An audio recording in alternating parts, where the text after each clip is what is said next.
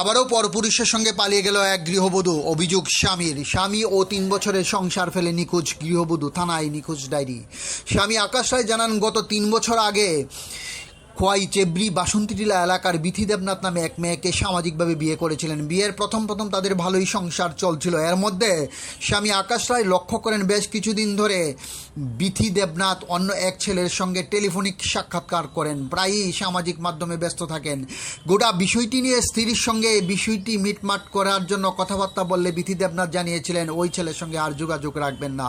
কিন্তু গত শুক্রবার দিন সকালে পরিবারের অন্যান্য সদস্যদের অজান্তে বাড়ি থেকে নিখোঁজ হয়ে যান।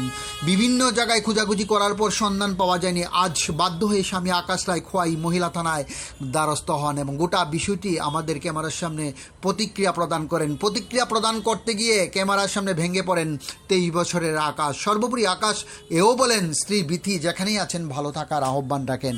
ডিউরি রিপোর্ট, খোয়াই টাইমস বাংলা।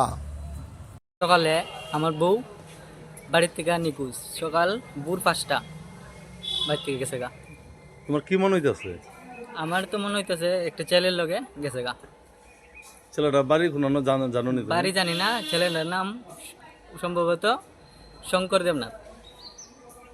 বিয়ে দিয়ে করছো, তোমার স্ত্রীর নাম কি? বিথি দেবনাথ। বাড়ি কোন জায়গাতে আছো? বাপের বাড়ি? বাপের বাড়ি চেবরি বাসন্তীটিলা। শ্বশুর বাড়ির লোকের লগে যোগাযোগ করছো নি?